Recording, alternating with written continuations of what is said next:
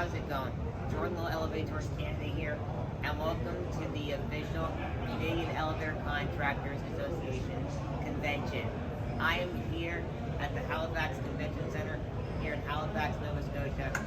We've got loads and loads of amazing elevator companies from around the world here, and today we're going to get in and see what awesomeness we can find. Alright, just moments into the show, and I've already met up with a great person. Everyone, this is Catherine. She's actually the person who invited me down to this event. So, Catherine, thank you so much for having me down here. It is actually, it's a huge honor. Like, I was mind blown when I got the email sitting in the parking lot while my mother was in the grocery store. We're very excited to have you here, and I'm glad to finally meet you. So. Yes.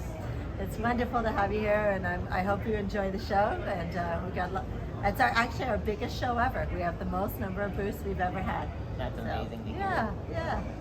So excited about it. Awesome. Thank you. Once again. Thank you. I hope you enjoy it. Thank you guys, and let's catch up to the action and see what we can find. Well guys, here we are inside the convention. Look at all the companies that are here.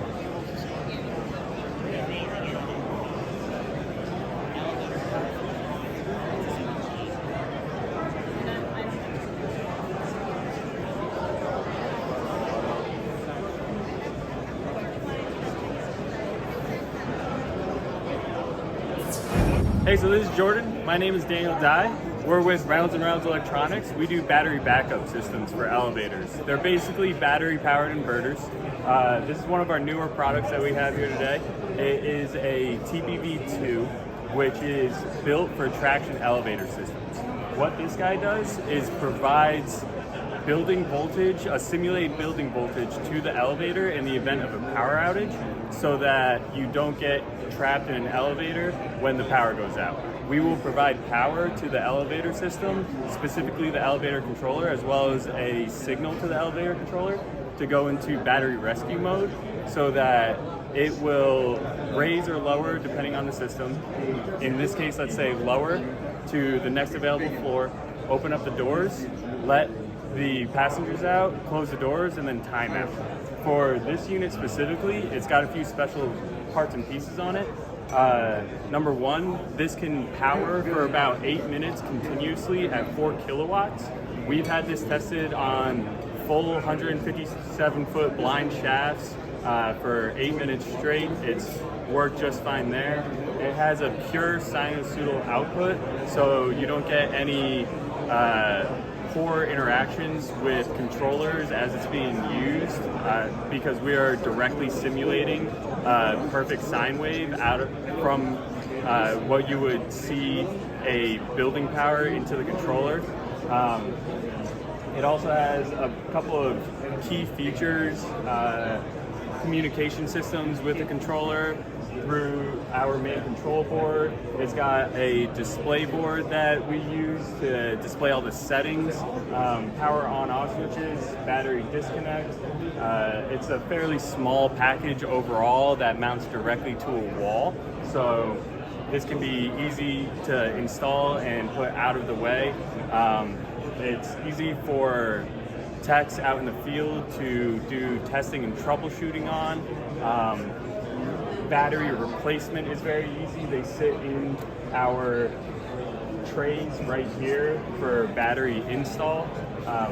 Overall, the unit has been beta tested at a variety of sites up to about 10,000 pounds. It works really well so far.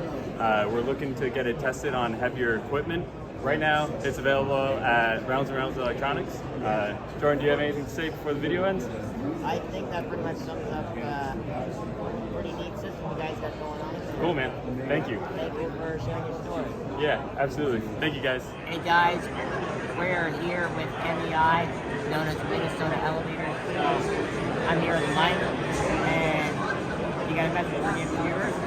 Pardon? Do you have a message for any of the viewers? No, tune in. I love having Jordan at our booth, stopping by. It's great to meet, and hopefully he comes to more of our elevator shows.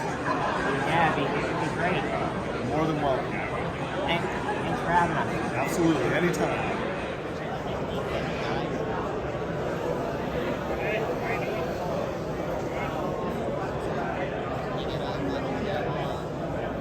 There we go, the up arrow.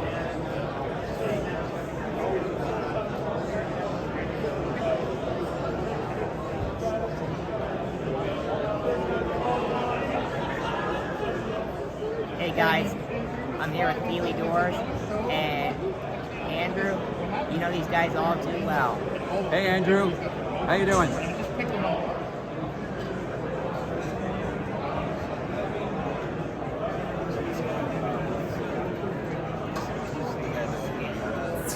Non-stop elevator. To meet code compliancy, the elevator buttons have to be anywhere from 35 to 52 above finished floor, with the utility group of buttons being at 35 in the center. Okay, so they're accessible for everybody who comes in. Call buttons, again, when it's latched, call latches, obviously the halo is going to illuminate to ensure that the call is latched. So anybody coming into that elevator can obviously latch a call. Now this is a demo unit, so as soon as I take my finger off, obviously it's not a real call. We do have our phantom sensor on the touchscreen, on the panel as well, making our buttons touchless. I like that. Right? Sort of cool. And again, it was a great seller over COVID. Again, it's not a huge concern now. It's good for accessibility as well, like my hands. Exactly. So you just have to hover your finger above the button itself, latch your call. So it makes it a little bit more accessible for everybody. We're a very inclusive company. We want everybody to be able to use these elevators, and it's functional, right? So with our elevator here, we do have, this is our position indicator. To meet 19 code, though, for anybody with a speech impediment or a hearing impediment, 19 code, it's common to most jurisdictions across North America, and it will be in all jurisdictions. Yeah. So a lot of elevator companies get false calls. Somebody brushes against that call button, there's nobody in there, and they leave, right? So the elevator companies stop going, okay, what's going on? Is there somebody actually in the elevator? What's happening? So 19 now addresses that concern, where in fact if I push that help button, it's going to connect to a, now it's just offline right now, I think it's a problem, we lost our internet connection. But it goes to a call center or a security desk, where that person can now initiate the camera to verify somebody's actually in the elevator. And if that's the case, they can start a two-way text communication with them. So they can confirm if in fact somebody's in the elevator. Okay, so now I'm going to do a bit of a demonstration. Jeremy's going to be my lovely assistant. I press the help button because Jeremy's at the other end saying, okay, hello, I'm not answering. So he's going to look into the elevator through his screen and verify that we are actually here, right? Right? It is. And from there, he's sending me a message, can I hear him? No, let's just say something's going on with the phone. No, I can't hear you. So I'm going to push the door open, door close button for yes and no. Nope. So he's going to now kind of send me back a message to determine what the emergency is.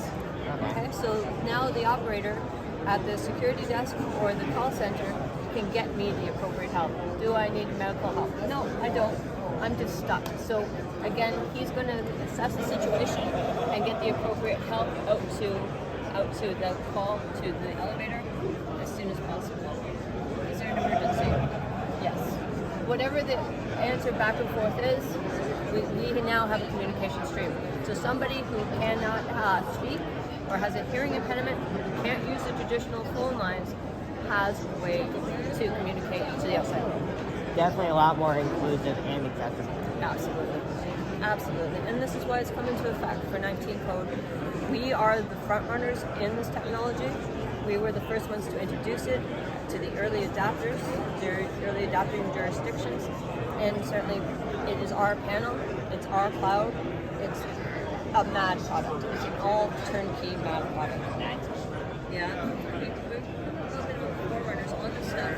When we introduced our Matisse position indicator, it's a digital position, not digital, it's an LCD position indicator, but can be used as a message board as well. That's amazing. Well, guys, what a day it's been.